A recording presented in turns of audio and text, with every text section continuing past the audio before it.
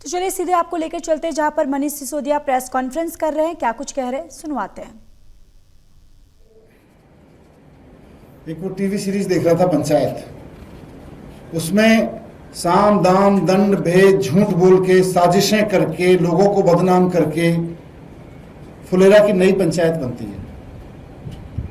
दिल्ली सरकार भी फुलेरा की नई पंचायत की तरह बिहेव कर रही है।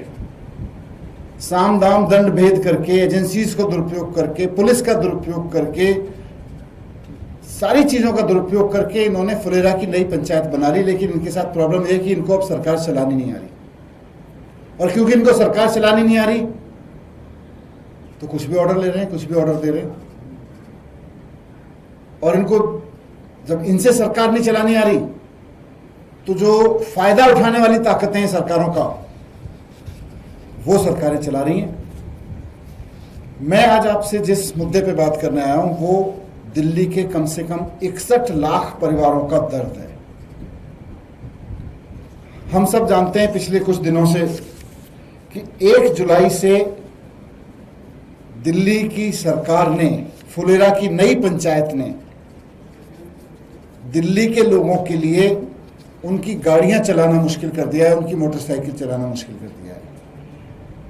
उनका ऑर्डर आया है फुलेरा की नई पंचायत वालों का कि दिल्ली में 10 साल और 15 साल पुरानी गाड़ियों को अब फ्यूल नहीं मिलेगा।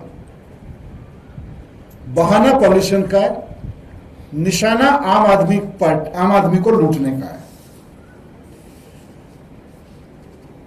18 लाख कारें हैं और 41 लाख बाइक्स हैं।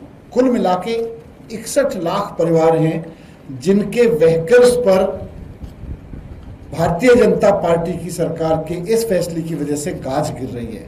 और ये उनके व्हीकल्स पे नहीं गिर रही, उन परिवारों पे गिर रही है।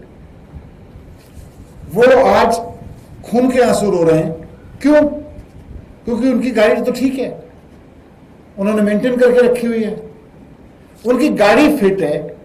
50,000 किलोमीटर तो छोड़ो, 20,000 किलोमीटर तक नहीं चली हैं बहुत सारी गाड़ियां। पॉल्यूशन कंट्रोल के जितने मापदंड हैं, पीयूसी के जितने स्टैंडर्ड्स हैं, सब पे उनकी गाड़ी एकदम फिट है, मेंटेन करके रखे हुए लोगों ने गाड़ियां। लेकिन क्योंकि अब पेट्रोल डीजल नहीं मिलेगा उनको, क्योंकि नई पंचायत का आदेश है फुलेरा की कि नहीं साहब ये गाड़ियां नहीं रहेंगी, नई गाड़ियां खरीदिए अब आप, नई मोटरसाइकिल खरीदिए अब आप।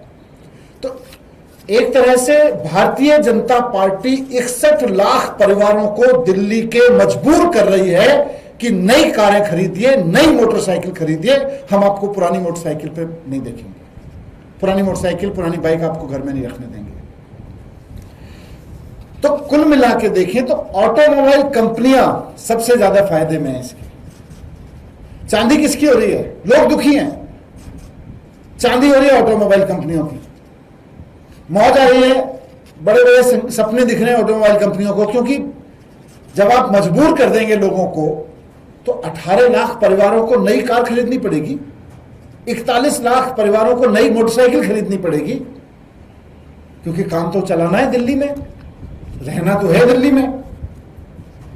तो पूरा का पूरा मिडिल क्लास दिल्ली का इस वक्त दुखी है इस बात से। और कौन लोग हैं ये जो इस भारतीय जनता पार्टी के इस फैसले से इसकी चपेट में आ रहे हैं?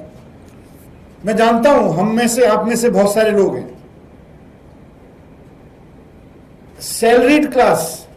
एक आम सैलरी पाने वाला इंसान 4-5 साल अपनी सैलरी में से बचत करता है, तब जाके एक मोटरसाइकिल या एक कार लोन पे लेता है, 5 साल, 8 साल, 10 साल के लिए।